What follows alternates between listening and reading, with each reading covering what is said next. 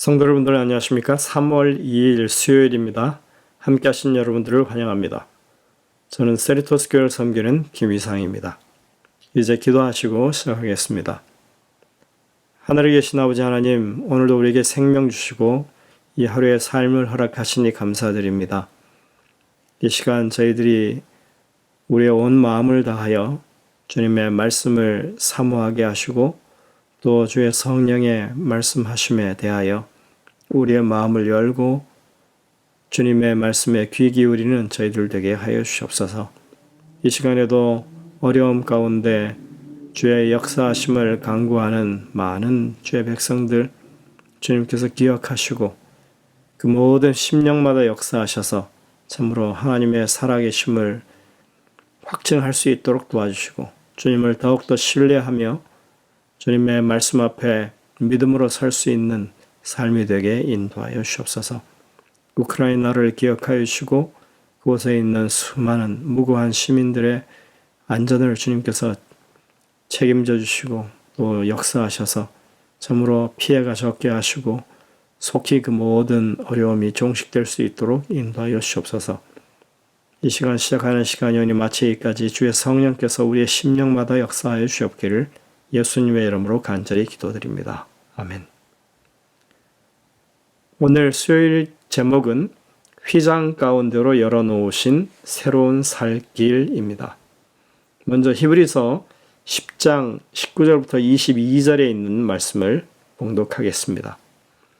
그러므로 형제들아 우리가 예수의 피를 힘입어 성소에 들어갈 담력을 얻었나니 그 길은 우리를 위하여 휘장 가운데로 열어놓으신 새로운 살 길이요. 휘장은 곧 그의 육체니라. 또 하나님의 집 다스리는 큰 제사장이 계심에 우리가 마음의 뿌림을 받아 악한 양심으로부터 벗어나고 몸은 맑은 물로 씻음을 받았으니 참 마음과 온전한 믿음으로 하나님께 나아가자. 이 말씀에서 주님은 특별한 초청을 우리에게 하십니다. 히브리서는 예수님께서 하늘 성소에 들어가셨으며 우리 또한 그분의 인도를 따르도록 초청하신다고 이야기하고 있습니다. 이와 같은 가르침은 앞서 설명한 바와 같이 예수님이 모든 믿는 자들의 대장이시고 앞서가신 분이라고 하는 개념과 일치합니다. 주님은 우리 앞서서 하늘 성소에 들어가셨고 우리도 또한 주님을 따라 성소 안으로 들어가도록 초청을 받는 것입니다. 본문에서 그것은 새로운 살 길이란 말로 표현되고 있습니다. 예수님께서 그분의 희생과 승천을 통해 계시하신 새 언약의 중보 사역 안으로 우리를 초청하고 계시는 것입니다. 구약 시대에는 제사장 외에는 성소의 첫째 칸에 들어갈 수 없었습니다. 제사장이라 할지라도 반드시 희생 제물의 피를 가지고 들어갈 수 있었습니다. 성소의 둘째 칸인 지성소에는 대제사장만 출입할 수 있었습니다. 그것도 1년에 단 한 번 대속죄라만 엄격한 규정을 따라서 출입해야만 했습니다. 이런 모든 구분에는 성소의 휘장들이 있었습니다. 그러나 우리가 어제 살펴보았듯이 그것은 규제나 제한을 위한 것이라기보다는 사실은 보호하기 위한 목적이었습니다. 이제 시작에 와서 하나님의 모든 백성은 제사장으로 부르심을 받지요. 그리고 그리스도의 피를 힘입어 성소에 들어갈 자격을 얻습니다. 물론 여기서 말하는 성소는 지상 성소가 아니라 하늘 성소입니다. 우리가 어떻게 하늘 성소에 접근하며 하나님 보호자 앞에 설 수 있을까요? 이것은 우리의 믿음의 영역입니다. 그래서 보이지 않는 하늘 성소, 보이지 않는 대제사장이신 예수님, 보이지 않는 하나님의 보좌와 그 영광에 대하여 우리는 믿음으로 접근할 수밖에 없다고 히브리서는 말해줍니다. 히브리서 11장이 믿음을 강조하는 것은 바로 이 이유 때문입니다. 바울은 그래서 우리의 대제사장이신 예수를 깊이 생각하라고 우리에게 권면합니다. 또 믿음의 주요 온전케 하시는 이인 예수를 바라보자고 요청합니다. 이것은 우리가 더 이상 시공간에 얽매인 성소가 아닌 누구나 믿음으로 다가갈 수 있는 하늘 성소에 관한 것을 말해줍니다. 이것은 오직 믿음으로만 나아가는 성소입니다. 성령의 가마 속에 누구든지 예수 그리스도의 피의 공로를 의지해서 성소뿐만 아니라 지성소, 즉 하나님의 보좌 앞으로 나아갈 수 있다고 하는 사실입니다. 이것이 바로 예수님의 육신을 상징했던 지상성소의 휘장이 찢어짐으로, 즉 예수님께서 참된 유월절 어린 양으로서 희생제물이 되어 죽으심으로써 말 그대로 휘장 가운데로 열어놓은 성소로 들어가는 일이 새롭게 열린 것입니다. 새롭고 살아있다라고 하는 표현은 옛 언약에 대한 대조로 그렇게 표현한 것입니다. 옛 언약을 낡아지고 쇠하게 하는 것으로 묘사하기 때문입니다. 그에 반해서 새 언약은 새롭고 살아있다고 표현한 것입니다. 언약에 대해서 이렇게 옛 것과 새 것으로 표현한 것은 경험의 갱신을 말합니다. 같은 언약인데 경험치에 따라서 전혀 새로운 것이 되는 것입니다. 그러나 히브리서가 말하는 이 새 것이라고 하는 것은 정말이지 여러 면에서 새로운 것들이 포함되어 있습니다. 제물이 새롭습니다. 대제사장이 새롭고 성소가 새롭습니다. 모든 것이 상징이 아닌 원형, 오리지널로 구성되어 있습니다.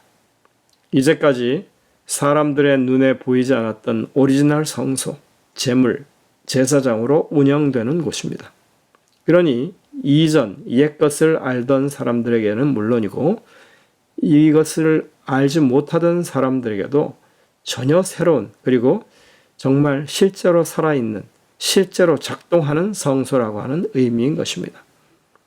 게다가 단순히 속죄라고 하는 제한된 의미의 성소의 기능이 아니라 우리의 삶 전체, 우리의 전인의 변화를 위한 언약이 체결되었음을 말해주는 성소인 것입니다. 새 언약은 죄를 용서받을 수 있게 하고 하나님의 법을 우리의 마음에 기록하면서 담대히 하나님 보좌 앞으로 나아가도록 우리를 초청하고 있습니다. 그것은 결코 우리 자신이나 우리가 행한 일 때문이 아니라 오직 예수님께서 모든 언약의 의무를 성취하심으로 우리를 위해서 행하신 일 덕분에 그렇게 할 수 있는 것입니다. 히브리서는 옛 언약이 계시되었을 때 성소를 세우고 제사장을 성별하는 일도 함께 시작되었었음을 이야기합니다. 그때의 언약의 목적 또한 하나님과 그분의 백성들 사이에 밀접한 관계를 맺는 것이었습니다. 이스라엘 백성들이 이 관계를 받아들였을 때 하나님께서는 그들 가운데 거하시기 위해 즉시 성소를 짓게 하십니다. 성소의 계시와 당신의 백성들 가운데 거하시는 하나님의 임재는 하나님과 이스라엘 사이의 언약이 완성되었음을 나타내는 표시였습니다. 이 얼마나 복음적인 내용입니까? 이 얼마나 그리고 신약에 와서 이해되는 그런 내용들입니까? 이미 구약부터 그것이 보여지고 있었던 것입니다. 실제에 있어서 구약의 성소 제도의 진정한 의미를 알게 되면 언약의 갱신이 반드시 필요할 수밖에 없었겠구나 하는 그것을 느낄 수 있는 것입니다. 이스라엘 백성들이 성소에 대해서 이해가 부족해도 너무나 부족하고 왜곡되었어도 너무나 왜곡되어 있었기 때문입니다. 구약의 성소 제도를 바르게 이해하게 되면 예수님을 통한 하늘 성소 봉사의 구체적이고 더 실제적인 부분을 이해할 수 있고 더 큰 확신을 가지게 되는 것입니다. 옛 언약이 그랬던 것처럼 새 언약 또한 마찬가지입니다. 새 언약 역시 우리를 위한 예수님의 제사장 사역이 시작되었음을 의미합니다. 예수님께서 하나님 앞으로 올라가신 것은 하나님의 백성들에게 새로운 시대의 사역을 알린 것입니다. 이제는 돌비에 새겨진 율법이 아니라 마음에 새겨진 율법에 순종하는 일들이 일어납니다. 예전엔 겉모습의 변화를 기대했지만 이제는 양심의 변화를 기대합니다. 원래 애초부터 하나님이 성소를 통하여 이루고자 하셨던 구원 사역이 하늘 성소를 통해서 더 확실하게 분명하게 이루어지도록 하신 것입니다. 이미 구약에서부터 성소가 우리의 양심 문제를 다루는 곳이라고 하는 것은 알려져 있었습니다.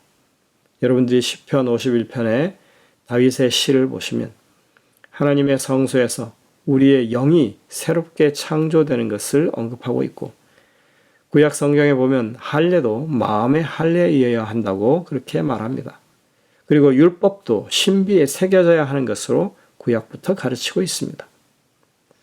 우리가 스가랴 3장을 보시면 우리의 이 심령의 변화의 여정이 사단의 직접적인 간섭 속에서 그렇게 계속 방해받고 있다고 하는 것을 볼 수 있습니다.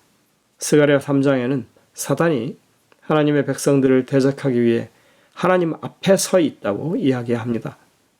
그 순간 대제사장 여호수아가 하나님의 백성들을 대표하고 있었습니다.